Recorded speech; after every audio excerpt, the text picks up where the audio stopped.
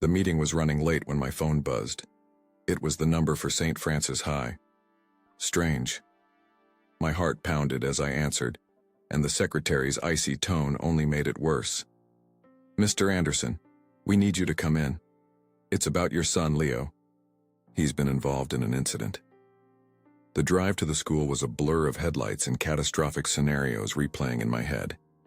I got there in under 20 minutes, breaking out in a cold sweat despite the air conditioning in my Ford Focus. The parking lot was nearly empty at that time of day. A few teachers' cars and the school van parked in its usual spot. The main entrance was already locked, but Mr. Peterson, the security guard who always greeted Leo with a smile, let me in with a worried expression that only heightened my anxiety. "Principal's office, Mr. Anderson, second floor to the right." I'd never been in that office before.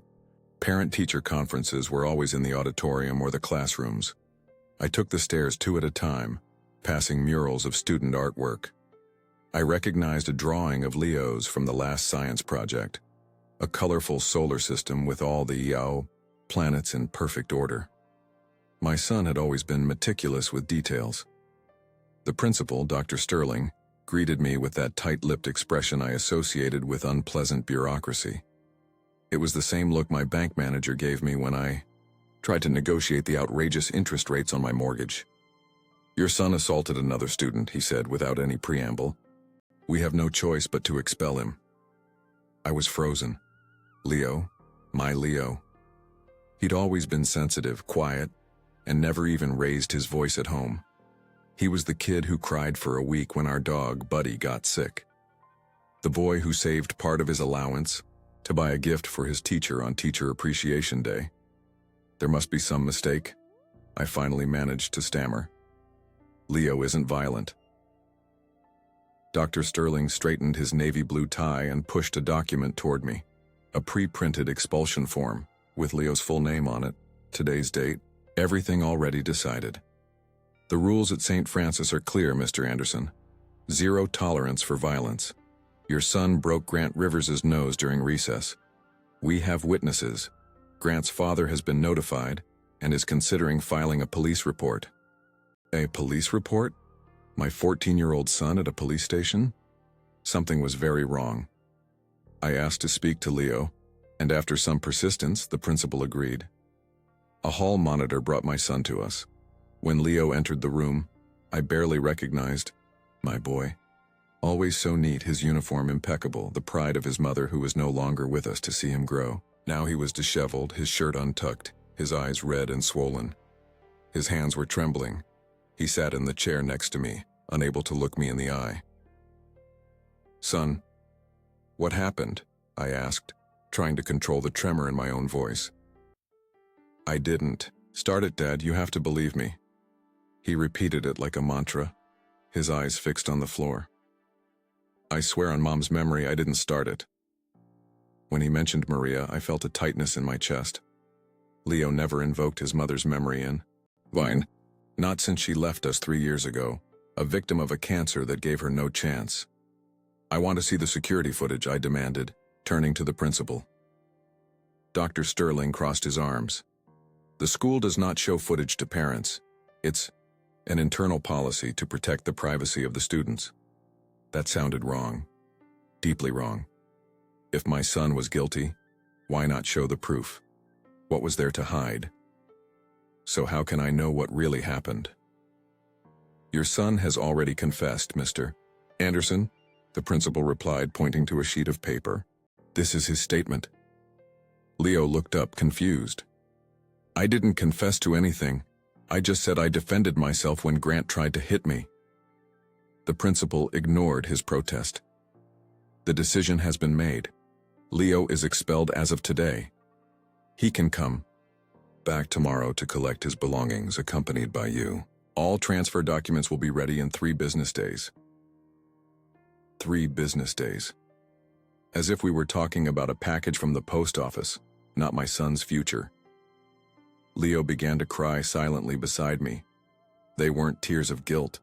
I knew my son well enough to know the difference. It was the cry of someone who knows the truth won't be heard. We left the school in silence. In the parking lot, Leo finally spoke. "Dad, Grant has been threatening me for weeks. Today he cornered me in the hallway near the chemistry lab. Said I was a stuck-up nerd and that he was going to teach me a lesson. When I tried to walk away, he shoved me against the lockers. I tried to leave, I swear I tried. But he followed me, saying things about Mom." His voice broke. "I only defended myself when he came at me. There were people who saw everything, Dad." I hugged my son right there in the nearly empty parking lot. I felt his thinness, his fragility. Leo was tall for his age, but skinny like I was as a teenager. He was no match for Grant Rivers, whom I knew by sight. A bulky kid, son of a local businessman, always surrounded by friends. That night, Leo barely touched his dinner. I made his favorite mac and cheese, but he just pushed the food around his plate.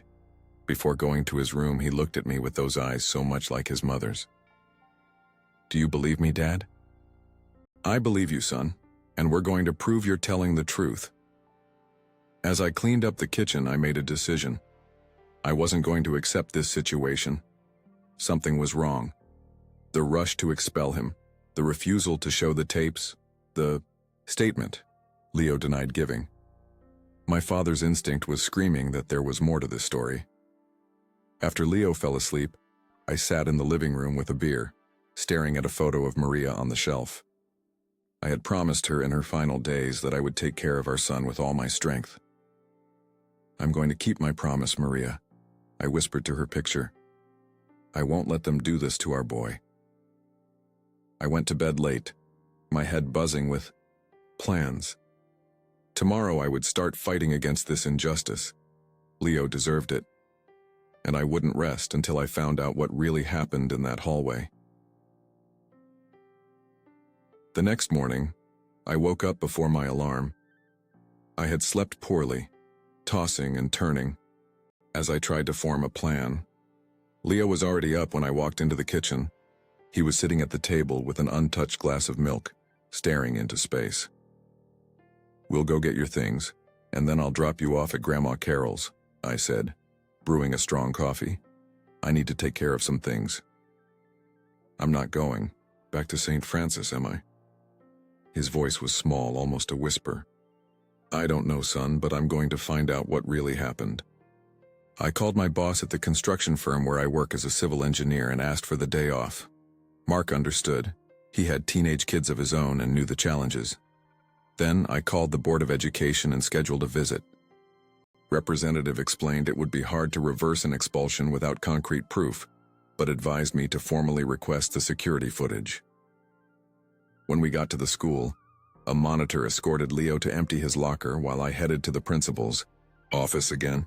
This time, I was met by the vice principal, Mrs. Evans, a middle-aged woman with a tired expression and red-framed glasses.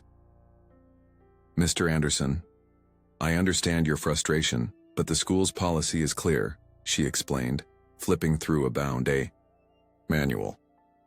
"The internal security footage can only be released with a court order or a police request."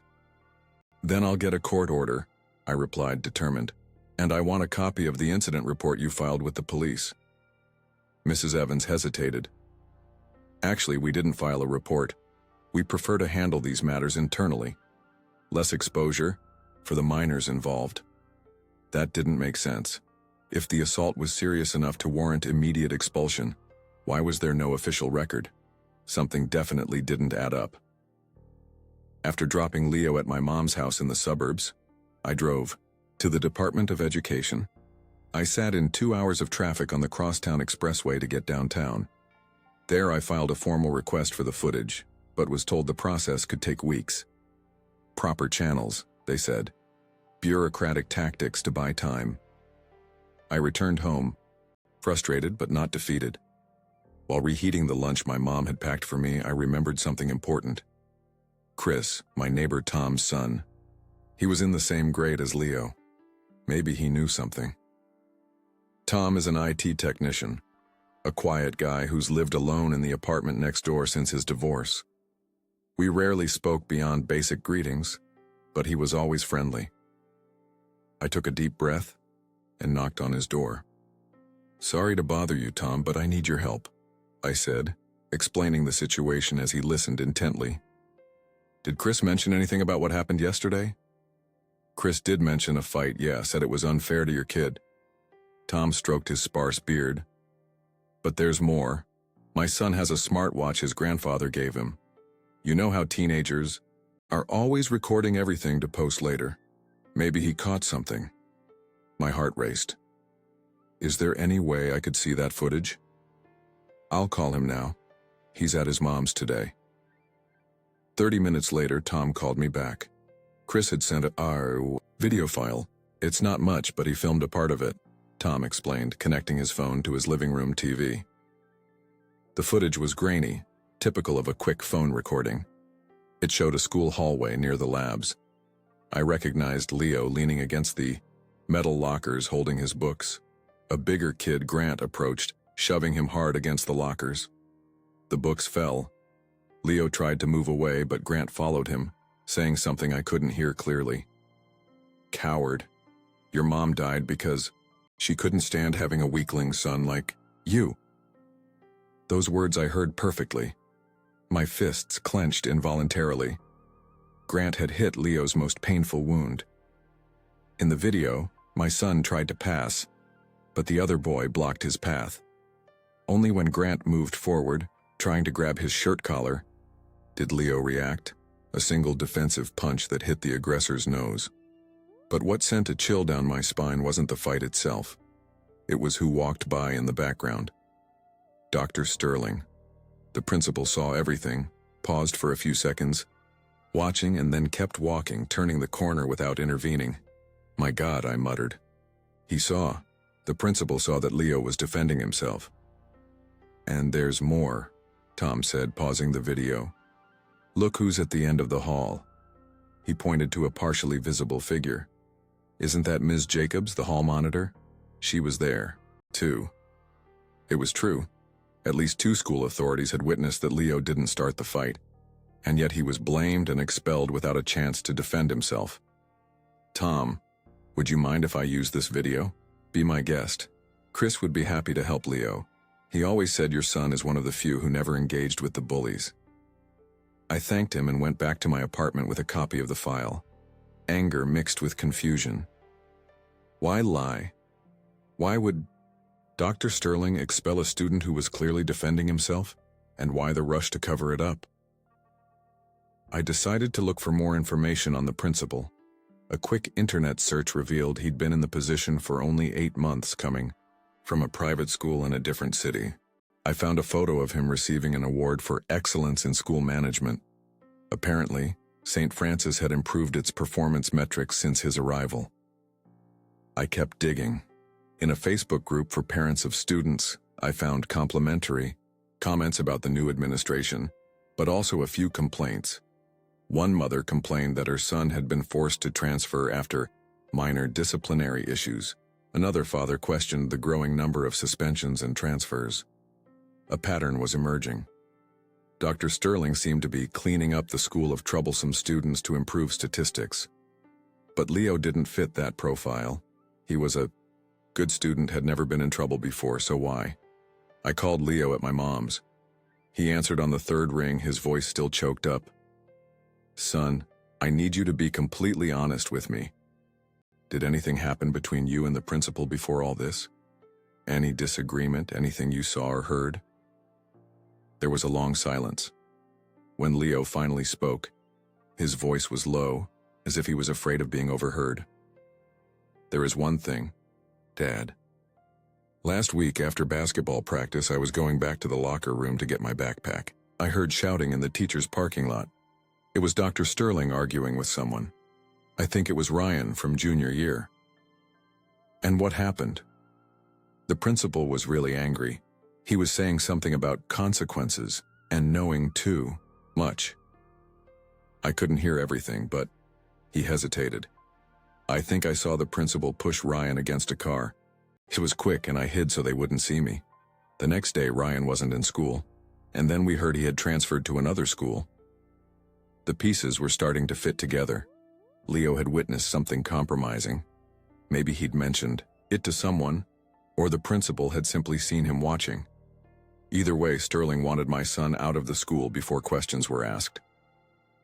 "Did you tell anyone about this, son?" "Only Lucas, my best friend, but I swear we didn't spread it." Around, I was scared, and with good reason. Now I knew this wasn't just about defending Leo. There was something rotten happening at that school, something the principal wanted to hide at all costs. The fight provoked by Grant was just the perfect excuse to get rid of an inconvenient witness. Slept poorly again, but this time with a plan in mind.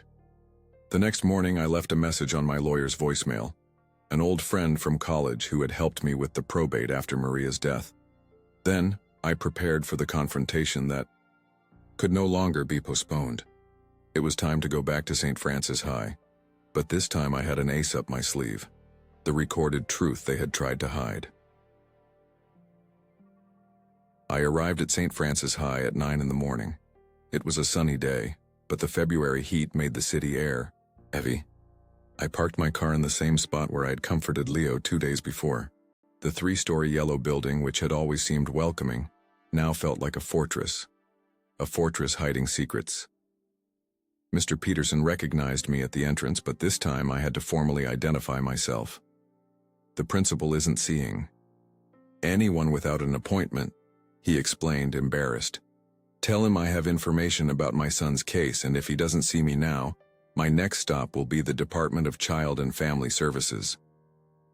The guard hesitated but made the call. A few minutes later, I was allowed to go up. On the way to the principal's office, I watched the students changing classes. Some looked at me curiously. Perhaps they already knew I was the father of the expelled boy. I wondered how many of them suffered intimidation like Leo, how many were afraid to speak up. Dr. Sterling received me with the same professional coldness as before. Sitting behind his mahogany desk, he seemed smaller today, less intimidating. He knew I hadn't come just as a defeated father. "Mr. Anderson, we've already discussed this matter. The decision is final." His voice was monotone, rehearsed. "I have something to show you." I took my tablet out of my briefcase and placed it on the desk. "I think you'll want to see this before you repeat that the decision is final." I played the video Tom had given me. I watched the principal's reactions closely as he watched. His face remained impassive, but his hands, resting on the desk, visibly tensed. The knuckles turned white when the recording showed him walking down the hall, witnessing the start of the assault against Leo, and then moving on without intervening. "This video doesn't show the full context," he finally said, turning off the tablet with a sharp tap. "Your son has a history of—" "He has no history whatsoever," I interrupted. "And you watched the fight and walked away. That's what this video shows." Dr. Sterling adjusted his tie, a nervous twitch I had already noticed. "Mr. Anderson, I understand your frustration as a parent, but this recording was obtained illegally. Filming inside the school without authorization is against the rules. It has no value as evidence." "It will have plenty of value for the school board and for the press," I countered. "And for the other parents when they find out the principal allows students to be assaulted right under his nose." For the first time, I saw a flicker of genuine concern in his eyes. He asked for a moment and left the room. When he returned 10 minutes later, he wasn't alone. A woman in a gray suit with an austere expression accompanied him. "This is Ms. Claudia Reynolds, the school's legal counsel," Sterling introduced, regaining his confident posture. The lawyer sat down next to the principal, placing a folder on the desk. "Mr. Anderson, we've reviewed the situation and, in consideration of Leo's academic record, we are willing to reconsider the expulsion." I smiled inwardly. They were backing down. The video had worked. "We can convert the measure to a 1-week suspension, followed by a probationary period," she continued. "In return, you agree not to release any recordings or allegations about the incident, to protect all minors involved, of course." It was a tempting offer. Leo could go back to school. His record would be clean. But something didn't feel right. Why so much effort to silence me if there was nothing to hide? "And what about Grant?" I asked. "Will he also be punished for starting the fight?" Dr. Sterling and the lawyer exchanged quick glances. "The case of the student Grant is being handled separately," she replied. "Confidentiality, you understand?" No, I didn't understand. Or rather, I understood perfectly. Grant would face no consequences. Son of an influential businessman, a generous donor to the Computer Lab Modernization Fund, according to a plaque I saw in the hallway. "I need to think about the offer," I finally replied, "and talk to my son." "Naturally," the lawyer agreed, handing me her card. "But we would like to resolve this as soon as possible. For everyone's good." I left the school with mixed feelings. On one hand, I had achieved what I came for: Leo's readmission. On the other, I was increasingly convinced that something was very wrong there. Why the rush to cover up the case? Why lie about what happened? And most importantly, why had the principal deliberately ignored the assault on my son? On my way out, I stopped to buy a bottle of water at a nearby bakery. While waiting for my change, my phone buzzed. It was a notification from the school's communication app. They hadn't disabled my access yet. I opened the message and was intrigued. It was an anonymous message, with no identifiable sender. "Check the recordings for room B12 from 2 weeks ago." No name, no further explanation. Who could have sent that? A teacher? A staff member? Someone who knew there was more to this story than a simple teenage fight. The problem was, I didn't have access to the internal cameras. I would need help. I remembered that Tom, my neighbor, had mentioned he had contacts in the city's IT department. He often did contract work for public schools. Maybe he could help me. I drove to my mother's house to talk to Leo. He was helping Grandma Carol organize her collection of old photos, an activity that had always calmed him since he was little. "They offered to let you go back," I explained, as we walked through the small backyard garden. 1 week suspension, and then a probationary period. Leo stopped walking. "Really? And you accepted?" "Not yet. I wanted to know what you think." My son was silent for a few moments, contemplating the rose bushes my mother cultivated with such care. "I'm scared to go back, Dad," he confessed finally. "But I'm also scared to go to a new school where I don't know anyone." I hugged him. In that moment, I felt the full injustice of the situation. Leo was just a kid trying to find his way, to study, to honor his mother's memory, and now he was being dragged into a situation beyond his comprehension. "Let's wait a little longer before we decide," I said. "There's something I need to find out first." That evening, after leaving Leo with my mother, I met Tom at a bar near our building. The place was almost empty on a Tuesday, perfect for a discreet conversation. "You want to access security footage from a public school?" Tom whistled softly, taking a sip of his beer. "That's tricky, John." "I know it's a lot to ask, but it's to prove my son's innocence," I explained. "Someone from inside the school gave me this tip. It must be important." Tom stroked his beard, thoughtful. "I know a guy who works for the third-party company that manages the monitoring system for several schools, including St. Francis. Maybe he can take a look at the backups. No promises." 2 days later, Tom called me to his apartment. He was nervous, constantly glancing at the door as if expecting someone to walk in at any moment. "I got it, but it wasn't easy," he said, plugging a flash drive into his laptop. "Mark said he's risking his job. I can't ask him for this again." On the drive was the backup of the recordings from room B12, dated 2 weeks ago. The math classroom, according to the label. The video showed a normal class ending, students leaving, and then the room empty. I was about to ask if it was the right file when I noticed movement. Dr. Sterling entered the room, followed by a student I recognized from the basketball team photos on the school mural, Ryan, the boy Leo had mentioned. They were talking, but without audio it was impossible to know about what. The principal seemed agitated, gesturing as he spoke. The boy shook his head repeatedly. Suddenly, Sterling grabbed Ryan by the arm. The student tried to pull away, but the principal pressed him against the wall. I could see the teenager's terrified expression. After a few moments, the boy nodded, defeated. Sterling let him go and handed him something, a small envelope. Ryan pocketed it and left quickly. My God, he threatened the kid, I muttered, shocked. And the bribe is obvious. There's more, Tom said, fast-forwarding the video. Look who comes in next. The image showed the principal still in the room, fixing his tie, that nervous twitch again. Then the door opened, and Grant, the boy, who assaulted Leo, walked in. They talked briefly, and Sterling handed him a similar envelope. Grant smiled, nodded, and left.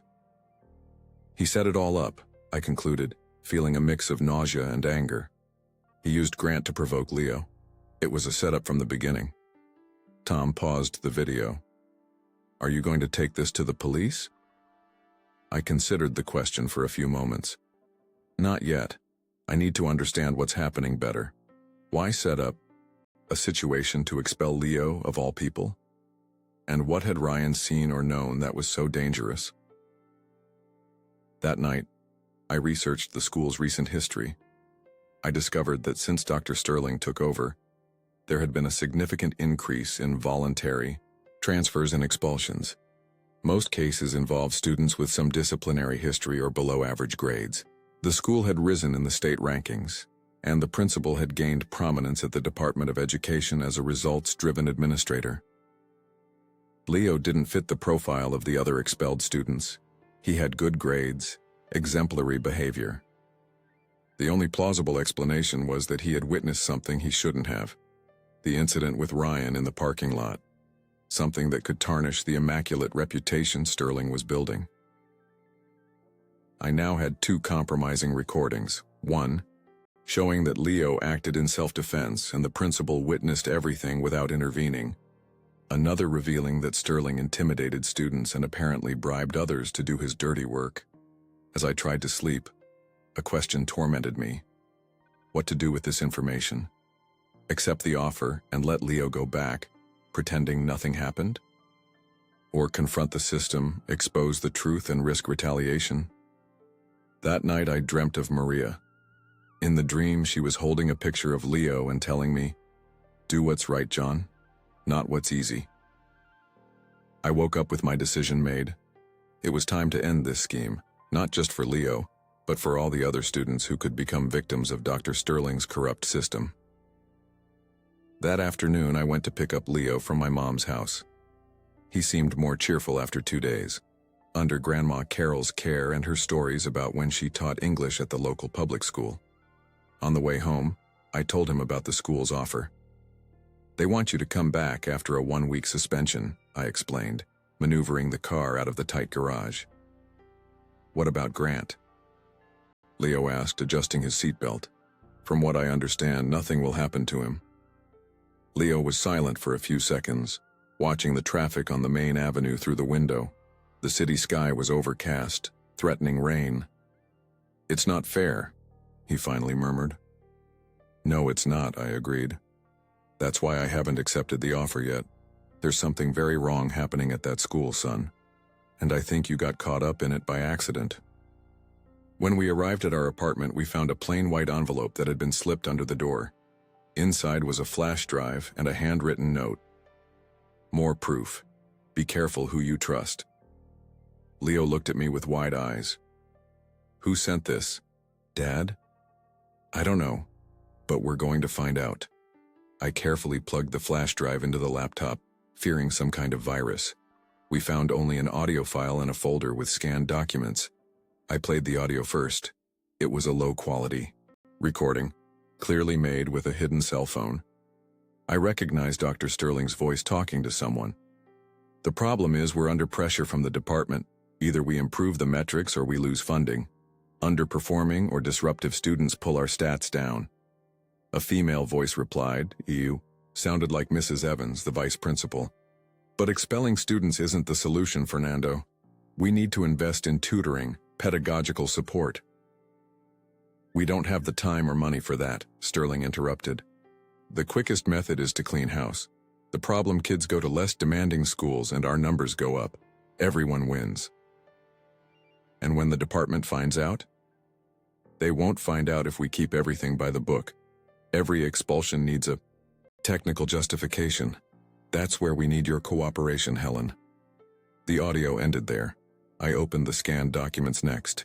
They were internal school reports. Performance statistics before and after Sterling's arrival. Lists of students transferred or expelled in the last 6 months.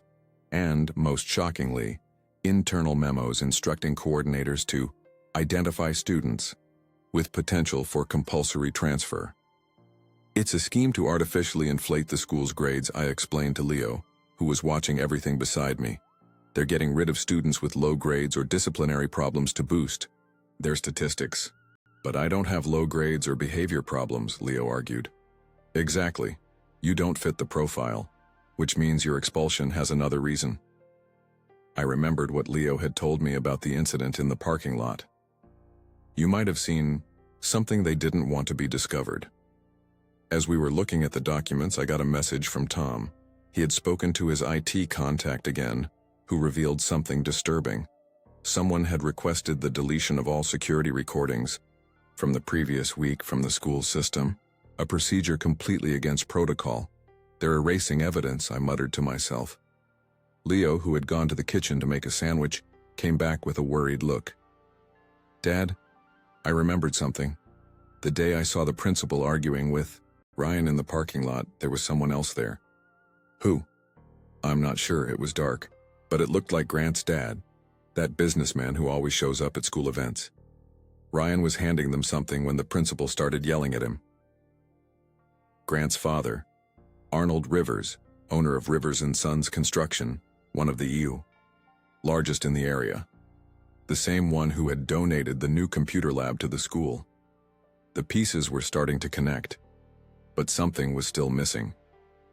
That night, after Leo went to sleep, I received a call from an unknown number.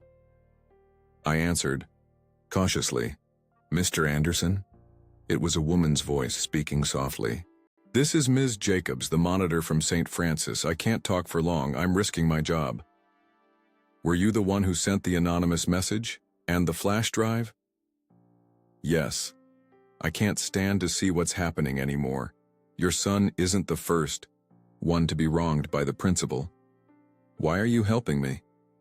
Because I have a daughter Leo's age, and because I've worked at that school for 20 years seeing generations of students pass through.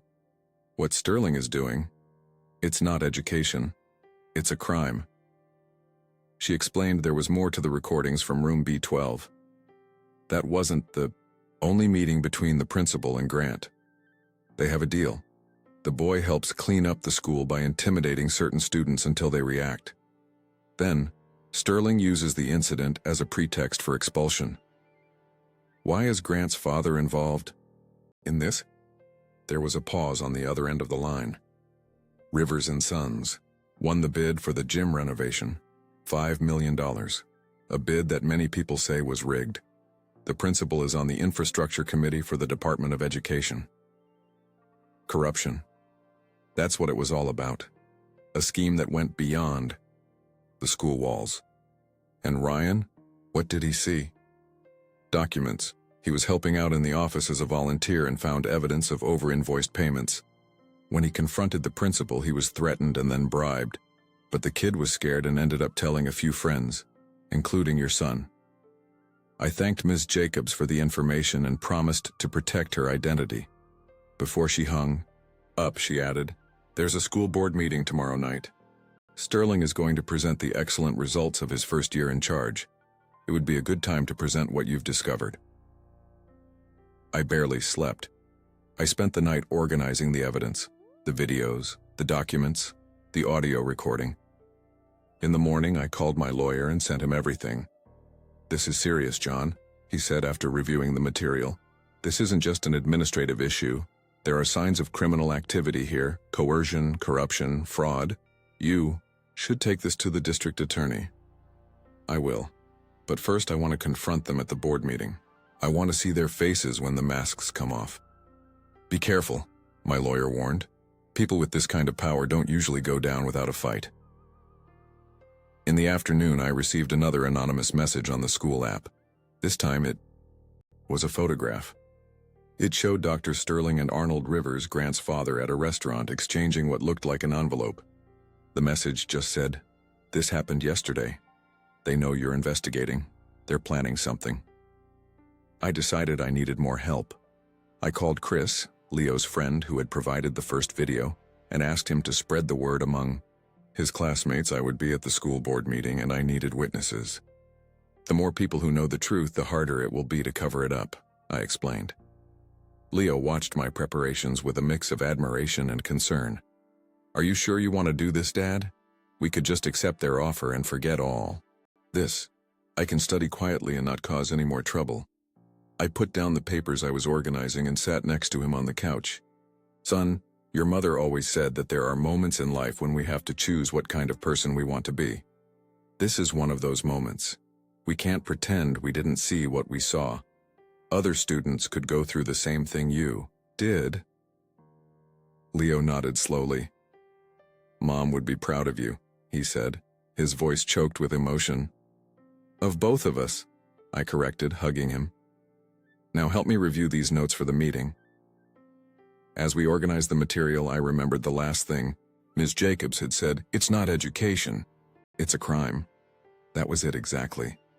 An institution that should protect and educate young people was being used for power plays and money, and my son was almost a disposable victim in this scheme. I looked out the apartment window. Night was beginning to fall over the city, and the lights were gradually coming on. Somewhere in that urban vastness, Dr. Sterling was probably preparing his triumphant presentation for the school board, never imagining that his house of cards was about to collapse. Tomorrow is going to be a long day, I thought as I closed the folder with the evidence that could change the fate not just of Leo, but of an entire school community. The following weeks were a whirlwind. The St. Francis High case triggered an investigation that spread throughout the entire state school system. Operation Clean Slate, as the investigators dubbed it, uncovered a scheme involving dozens of schools, 5 construction companies, and over $20 million in embezzled funds. My phone wouldn't stop ringing. Journalists, other parents, even a documentary producer wanting to tell the story. Leo and I decided to give only one interview to the local evening news, on the condition that the focus would be on the system, not on us. "We don't want to be heroes," I explained to the reporter, a young man named Daniel who seemed genuinely interested in the story. "We just did what anyone would do to protect their child and other young people from an unjust system." The process of restoring the school began almost immediately. The school board, now led by Mrs. Davis, a veteran history teacher known for her integrity, initiated a review of all disciplinary cases from the past 12 months. Of the 37 students expelled or invited to transfer during Sterling's tenure, 29 had been victims of irregular procedures. "We are inviting all of these students to return if they wish," Mrs. Davis explained at an assembly with parents and teachers. "And we're creating a psychopedagogical support program to help them reintegrate." Leo was one of the first to be officially reinstated. His record was completely cleared, and he even received a formal apology signed by the new interim principal, Mr. Clark, who previously headed the science department. On his first day back at school, my son was nervous. "What if people treat me differently, like a snitch or something?" "You didn't snitch on anyone," I replied as I drove to the school. "You and I just showed them the truth. That's never wrong." To our surprise, Leo was greeted with a small demonstration of support. Dozens of students had painted signs with phrases like, "Welcome back," and "The truth prevails." Chris, the friend who had provided the crucial first video, was at the forefront. "We're proud of you guys, man," he said, hugging Leo. "Everyone knows you and your dad took down the corrupt ones." Not everything was a bed of roses, of course. Some students, especially those with ties to the families involved in the scheme, looked at Leo with resentment. Grant had been transferred to a private school. His father, Arnold Rivers, was in pre-trial detention awaiting trial for active corruption, bid rigging, and racketeering. Dr. Sterling was also in jail. The investigation revealed he had assets incompatible with his school principal's salary, a penthouse apartment downtown, a lake house, and 3 luxury cars, all purchased in the last 5 years. His defense claimed it was the result of successful investments, but investigators found a parallel accounting ledger on his laptop that told a different story. Ms. Jacobs, the monitor who helped us with crucial information, was promoted to administrative coordinator of the school. "Someone needs to ensure the files and records are kept in order and transparently," she explained when I met her at a parent-teacher meeting. "I never want to see forged documents or accidentally deleted recordings again." Leo's story inspired other students to speak up. New reports of intimidation, altered grades, and teachers pressured to pass students connected to the right families, while failing others to justify transfers, came to light. It was as if a dam had broken, releasing years of forced silence. One day, 2 months after Leo's return to school, I received an unexpected call. It was Ryan, the boy who had discovered the compromising documents and been threatened by Sterling. "Mr. Anderson, this is Ryan. I wanted to thank you and Leo personally for what you did. You're very brave." We arranged to meet for coffee at the bakery near the school. Ryan showed up with his mother, a tired-looking woman who worked as a nurse at 2 hospitals to support her son. When Ryan told me what he had discovered, I panicked, she confessed, nervously fidgeting with the sugar dispenser. I told him to keep quiet, not to get involved. I was afraid of what they could do to him. "It was a justified fear," I replied. "Sterling wouldn't have hesitated to harm Ryan if he had persisted." "Still, I feel guilty," she continued. "If we had reported it sooner, maybe your son wouldn't have been expelled." "Don't blame yourself," I said, gently touching her arm. "You did what you thought was best to protect your son. Any parent understands that."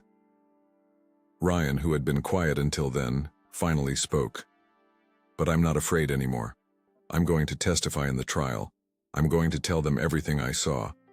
The documents I found, the threats I received." He explained that while helping in the office, he had found a folder labeled Special Projects. Inside were over-invoiced contracts, falsified receipts, and even a list of monthly collaborators, public officials who received bribes to approve rigged bids. "I took pictures of everything with my phone before they noticed," he said with a glint of pride in his eyes. "Then when the principal caught me looking at the documents, I tried to explain I was just organizing files, but he didn't believe me." Ryan's mother looked at her son with a mixture of worry and admiration. "He's always been like this, Mr. Anderson. He can't see injustice without wanting to do something about it." "That's a rare quality," I replied, thinking how Maria would have said something similar about Leo. The photos Ryan had taken became key pieces of evidence in the investigation. Along with our recordings and the testimonies of other staff members who finally found the courage to speak, they formed an irrefutable dossier that was handed over to the district attorney's office. The trial of Sterling, Rivers, and others involved in the scheme began 6 months later. Leo and I attended the first hearing as prosecution witnesses. It was the first time my son had been in a courtroom, and he was nervous, constantly adjusting the collar of the dress shirt I had insisted he wear. "Just tell the truth, son," I advised as we waited in the hallway. "That's all we need to do." The defense strategy was predictable. Try to discredit the evidence, claim the recordings were obtained illegally, suggest it was all just a conspiracy of dissatisfied parents. But the amount of evidence was overwhelming. In addition, 3 of the minor defendants had made plea deals, revealing details that even the investigation hadn't uncovered. The most difficult moment was when Sterling's lawyer tried to intimidate Leo during his testimony. "You didn't like the principal, did you?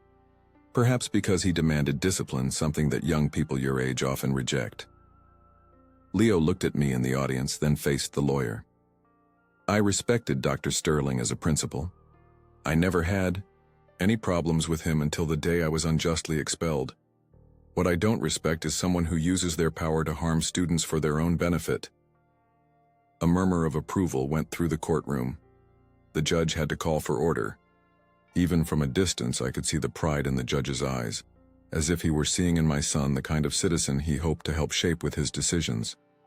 After weeks of hearings, the verdict was announced. Sterling was sentenced to 12 years. in prison for passive corruption, coercion, fraud, and racketeering. Rivers received 15 years for similar crimes, aggravated by the value of the fraudulent contracts. Other involved parties received lesser sentences, some converted to community service. St. Francis High, now under new management, underwent a complete overhaul. An ethics committee was created, with participation from parents, teachers, and even student representatives. All disciplinary decisions became collegial and transparent. The security cameras, once used to intimidate, became tools of protection, with recordings accessible upon formal request from any involved party. Most importantly, a conflict mediation program was implemented, where students like Leo were trained to help peers resolve disagreements without violence. First-hand experience, my son joked when he was invited to participate. One afternoon, almost a year after it all began, I found Leo sitting at his bedroom desk, writing intently in a notebook. "Homework?" I asked, leaning against the doorframe. "Not exactly," he replied without looking up. "I'm writing about everything that happened. My English teacher said it would make a good book." I smiled, remembering that Maria also loved to write. She had kept diaries since she was a teenager, a habit she continued until her last days. Leo had inherited that trait from her, along with her expressive eyes and stubbornness. "You know what's craziest, Dad?" he commented, finally looking at me. "It all started with a lie. They said I had assaulted someone when I was just defending myself, and that lie ended up revealing a much bigger truth." "That's how it works sometimes," I replied. "Lies don't get you far, as your grandma always says." Leo closed the notebook and stood up.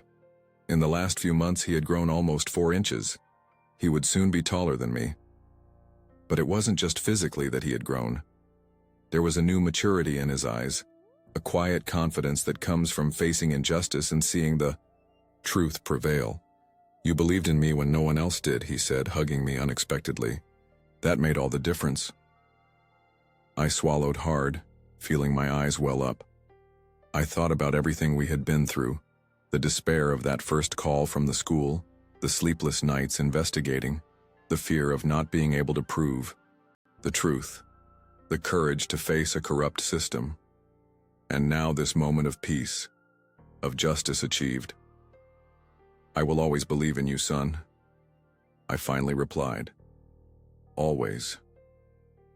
And in that silent embrace, I felt that Maria was with us, smiling that serene smile she had when she knew something was exactly as it should be.